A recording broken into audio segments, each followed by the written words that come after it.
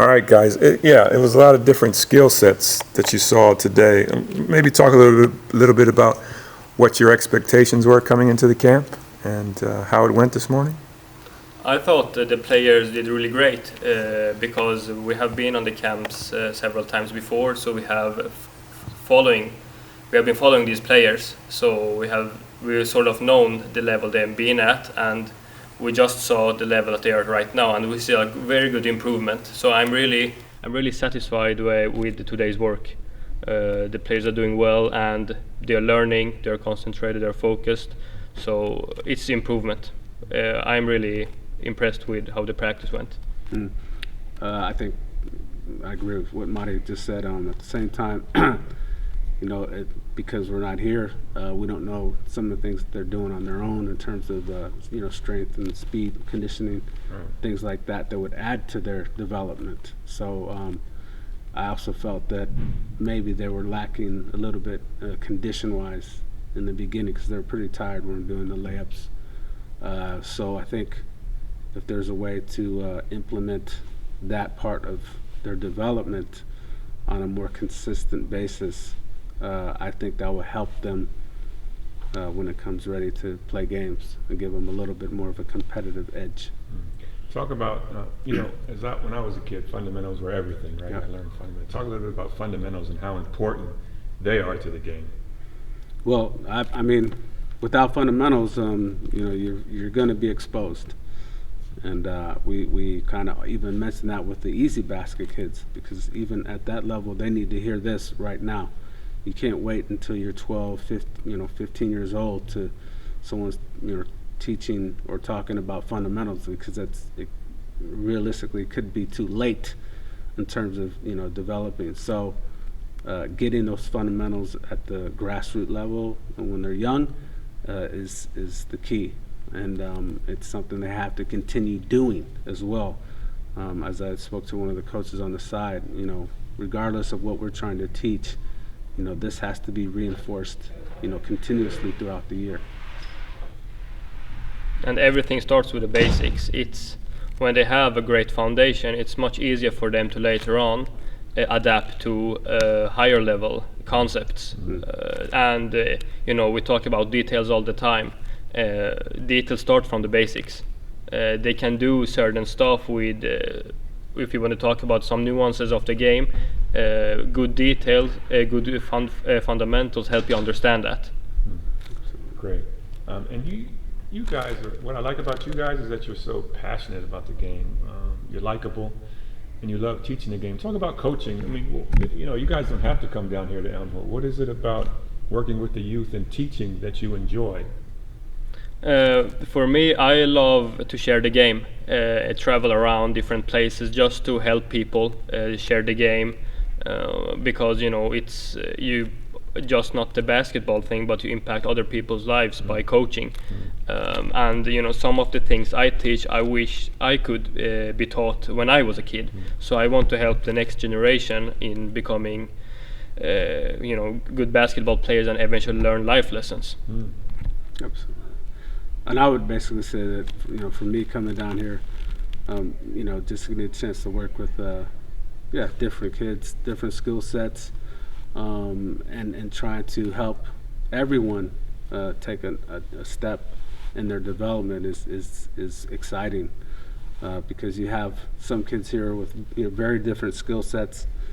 Some may not be on the same level as others, but when it comes to explaining certain details, you can sometimes see those who with lesser skills are actually more focused than those with skills, and then they start to get a little confidence, and you can see already how they're taking steps in their development in just a short time.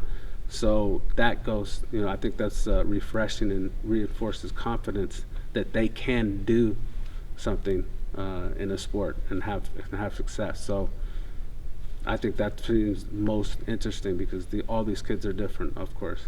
So Maria really liked how you opened up, Kolya, when you talked about respect. We're trying to teach that more, because these kids see the NBA players and all the trash talking and all the complaining. Talk to me about respect, and I think it's something that we have to teach, not just say once. We have to continue to say it, because it's so important to be respectful of your teammates, of referees. So talk to me about that point, because Maria really loved that you emphasized that first. Well, first of all, number one is for these kids to just have a chance to come down here and learn and have an opportunity to participate and compete is a privilege. Okay, you know, so without that, you know, if you get in a different environment, you know, coaches aren't going to have the patience, you know, to wait for everyone to follow details or you know, execute certain things that they're looking for. So for me, I think that respect is number one. If you don't respect your coaches, you don't respect what you're trying to do out there, then honestly, you might as well be doing something else. Because all of the coaches that are down here are doing on their free time, number one. And there's some kids down here who want it to develop more than others. So if they're not on the same page collectively, then it's not going to happen. So respect is number one. Absolutely. What about team spirit, Madhi? I mean, you know, we're trying to teach that as well. Talk about your experience of coaching kids and fostering that team spirit, not only on the court, but outside of the court. What things have you learned that worked or haven't worked? I would say that when you're building a team, chemistry and the team spirit is probably the first thing that you want to focus on with the group, because we have had, during the years I have been coaching, we've had many players that have shown commitment to the team just because of the spirit there is in the team. They are motivated to come to practice. They are motivated to come and meet each other. You know, you're just happy to be there with your friends and your teammates, and everybody supporting each other. And eventually, that's what keeps, not only in the youth ages, but even in the higher age when you come to 18, 19 years old. That's what keeps them playing basketball. You have a good team, and they show respect to each other. Exactly. That's right. All right. Keep going. Marius. Marius. We're doing an interview, buddy. You can go back up. Have a seat. What about mentorship? We're trying to talk about the importance of mentorship, like outside of your parents. What has that meant for you guys? Do you have mentors? Do you emphasize mentorship to the youth? To be able to go to someone to help you in life, not only with basketball but in life. Has that been important to you? Or do you talk about that a little bit? Right. I mean, personally, I can say it's actually the reason why I'm here. Without my mentor in my life, I would have never had the opportunity to even come to Europe, let alone Sweden. So obviously, for me, giving back is very natural, and it doesn't have to be about sports only, as you mentioned. It's so many things that go on in life, that sometimes we don't know about, and someone has some issues or things on their mind or want to get off their chest. It's great to have someone that you can go to, and like I said, it doesn't have to be about sports, because there's more to life than just sports. Definitely, and the players respond well to that when they know that you care. You show for the players that you're there for them, and it's more than basketball.